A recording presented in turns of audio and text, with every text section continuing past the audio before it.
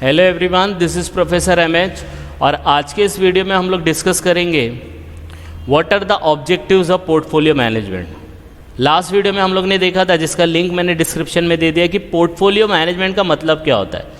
तो एक quick revision कर लेते हैं। पोर्टफोलियो मतलब होता है जहाँ जहाँ आपने इन्वेस्टमेंट किया, शेयर्स में किया, डिबेंचर में किया, बॉन्ड्स में किया, प्रॉपर्टी में किया, गोल्ड में किया, वो सब के क्लब, उसके कलेक्शन को पोर्टफोलियो कहा जाता है। और उसको मैनेज किया जाता है कि भाई अभी रिटर्न जो है प्रॉपर्टी में है तो प्रॉपर्टी में ज़्यादा इन्वेस्ट करो, अभी इन्फ्लेशन है या कुछ कंडीशन है, मार्केट कंडीशन चल रहा है जिसमें इक्विटी शेयर्स पे भरोसा नहीं कर सकते तो बॉन्ड्स और डिबेंचर में कर लो। तो इस तरीके से उसको मैनेज करना होता है। तो ये था उसका बेसिक मीनिंग पोर्टफोलियो मैनेजमेंट। अब उसके ऑब्जेक्टिव देखेंगे कि भाई क्यों ऐसा किया जाता है, क्या पर्पज़ है कि पोर्टफोलियो को मैनेज किया जाता है। आई बात समझ में? तो पोर्टफोलियो को मैनेज करने का फर्स्ट ऑब्जेक्टिव जो है वो है safety of principal amount and its purchasing power.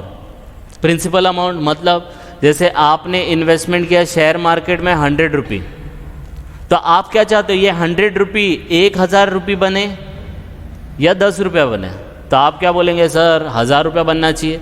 तो ये 100 को 1000 में कैसे कन्वर्ट किया जाए, ये पोर्टफोलियो मैनेजमेंट के थ्रू आप अचीव कर सकते हैं।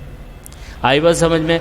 अब दूसरा जो कंडीशन है कि आपको 100 रुपये को कितने में कन्वर्ट करना है, 1K में करना है, 1000 में करना है। लेकिन 1000 जब तक वो 1000 में कन्वर्ट होगा उसका वैल्यू जो है वो 100 रुपये ही होगा। अब बोलेंगे सर ये कुछ बात समझ में नहीं आई। तो बात कुछ इस तरीके से है, जैसे एग्जाम्पल के तौर पे कि भाई आपने कोई फ्लैट खरीदा या बेचा जिसका वैल्यू था 1 लाख, एग्जाम्पल के तौर पे, ठीक है। अब बोला ये 1 लाख रुपये जिससे ख़रीदा उसको बोला मैं ये 1 लाख रुपये आपको कुछ टाइम के बाद दूंगा। टाइम बीतते गया, अब आ गया 20 साल हो गए, आपने वो पैसा रिटर्न नहीं किया। अब सामने वाला रिटर्न मांगने आया, अब आप उसको 1 लाख रुपया दोगे तो क्या वो लेगा? नहीं लेगा। क्यों? पहले 1 लाख में फ्लैट मिलता था लेकिन 20 साल के बाद 1 लाख में फ्लैट नहीं मिलेगा। तो वो 1 लाख का जो परचेजिंग पावर है वो कम हो गया कि नहीं हो गया? पहले 1 लाख में फ्लैट आता था, परचेज कर सकते थे, अब नहीं आता है। तो आपको पोर्टफोलियो को मैनेज इसी तरीके से करना है, जिसका मेन ऑब्जेक्टिव क्या है कि अपना प्रिंसिपल मेन अमाउंट भी सुरक्षित रहे और उसका जो परचेज करने का पावर है वो भी रहे। तो आपका 10 रुपया 100 रुपये में कन्वर्ट होता है, इट्स ओके, लेकिन वो 100 रुपया कितनी जल्दी में कन्वर्ट होता है? अगर उसको 10 साल लगते तो 10 साल के बाद अगर 100 रुपये में भी कन्वर्ट हुआ, ठीक है, अमाउंट बड़ा है, लेकिन उसका जो परचेस करने का पावर है कम हो गया। तो ये ऑब्जेक्टिव होता है पहला पोर्टफोलियो मैनेजमेंट का, कि प्रिंसिपल अमाउंट और परचेजिंग पावर को सेव करना। दूसरा जो ऑब्जेक्टिव है स्टेबलाइजिंग द इनकम।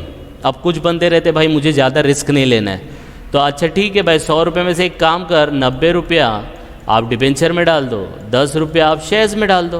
तो इससे क्या होगा, 90 रुपये के ऊपर आपको फिक्स्ड इनकम आती रहेगी।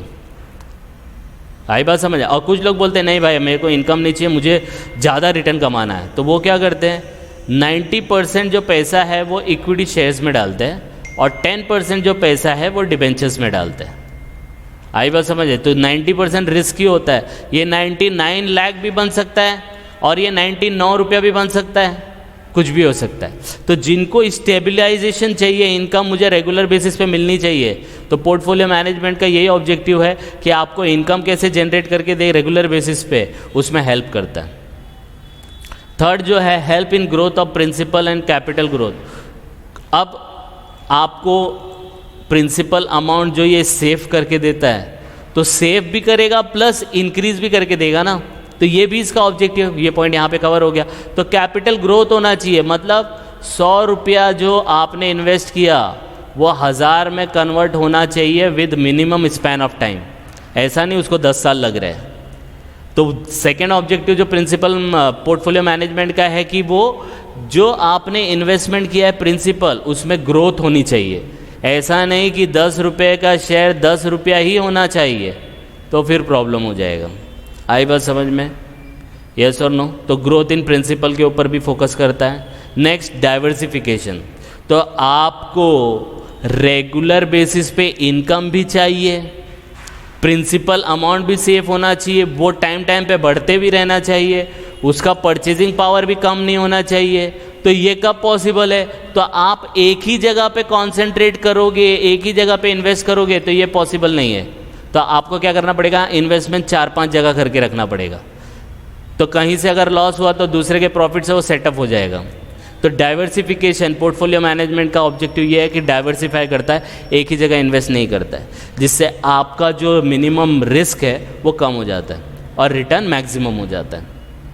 आई बात समझ में? That is diversification. Next, minimize tax burden. Tax burden कैसे कम होता है? अरे भाई, जब ये पोर्टफोलियो मैनेजमेंट आपके प्रिंसिपल अमाउंट को सेव करके रखता है, आपको रेगुलर बेसिस पे इनकम भी जनरेट करके देता है, कैपिटल में ग्रोथ भी जनरेट करके देता है, तो आपकी इनकम बढ़ी ना, इनकम बढ़ी तो टैक्स भी आएगा, और जब टैक्स आएगा तो आप वो इनकम में से वो टैक्स को पे कर सकते हो ना।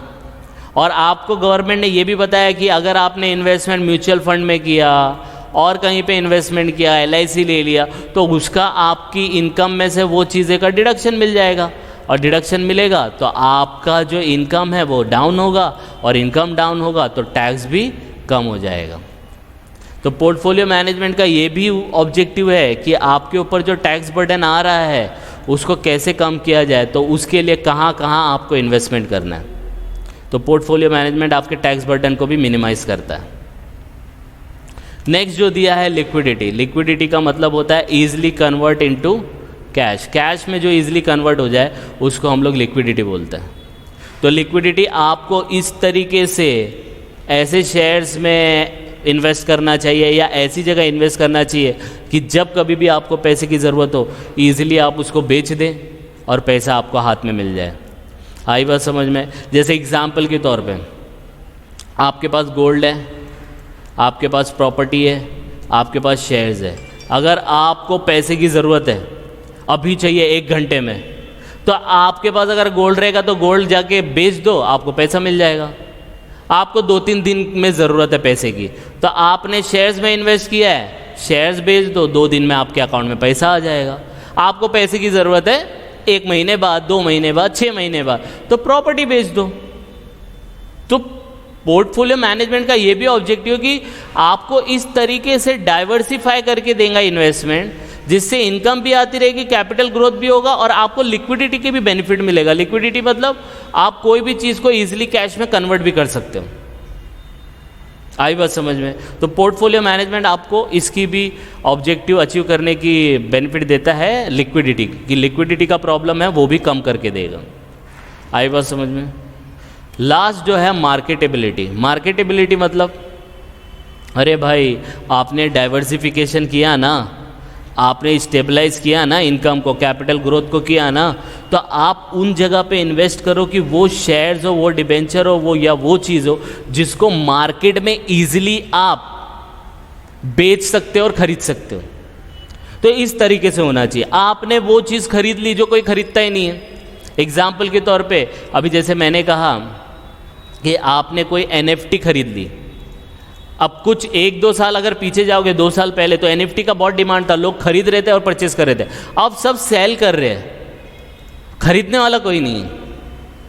तो ऐसी जगह इन्वेस्टमेंट मत करो जहाँ पे आपको बेचने में प्रॉब्लम। हाँ, आपने प्रॉपर्टी बेचा, प्रॉपर्टी खरीदा, उसको भी ईजिली बेच सकते हो, टाइम लगेगा लेकिन बेच सकते हो। शेयर्स है, शेयर्स तो with in a fraction of second आप शेयर्स को बेच सकते हो। गोल्ड है, आपके पास है, कभी भी जाके बेच सकते हो। तो पोर्टफोलियो मैनेजमेंट आपको हेल्प करता है कि मार्केटेबिलिटी, कौन सी चीज़ का मार्केट में डिमांड है, उस हिसाब से उस शेयर्स, उस चीज़ को बेचने खरीदने की सहूलत प्रोवाइड करता है। वो चीज़ में मैनेज नहीं करेगा कि वो चीज़ आपको नहीं बोलेगा कि इस चीज़ में इन्वेस्ट करो जो जल्दी से बिकती नहीं है। तो मार्केटेबिलिटी का मतलब है वो चीज़ जो मार्केट में इजीली बाय और सेल की जा सके। तो ये सब पोर्टफोलियो मैनेजमेंट का ऑब्जेक्टिव है।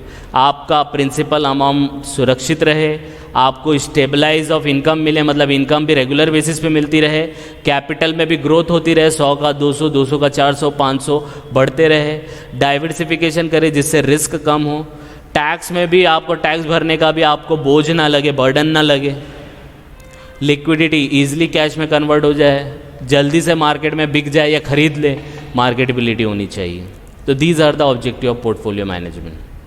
तो लास्ट वीडियो में हम लोग ने देखा था पोर्टफोलियो का मीनिंग, ये इसमें देखा था ऑब्जेक्टिव, तो इससे हम लोग अब थोड़ा बहुत कॉन्सेप्ट क्लियर हो रहा है। धीरे धीरे हम लोग और इसका पार्ट समझेंगे। अब इसके बाद हम लोग देखेंगे फेजेस, कि पोर्टफोलियो मैनेजमेंट कैसे बनाया जाता है। फेज़ क्या है, जैसे किसी के पर्सनल लाइफ में फेज़ होता है, वो हम लोग देखेंगे नेक्स्ट वीडियो में।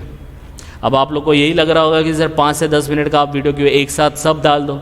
सब डालेंगे तो अगर समझो आपको सिर्फ ऑब्जेक्टिव ही चाहिए, तो ऑब्जेक्टिव के लिए एक अलग से वीडियो रहेगा, तो सर्च करेंगे तो आपको मिल जाएगा। वरना आपको वीडियो के अंदर जा जा के पॉज कर कर के रन कर कर के देखना पड़ता है।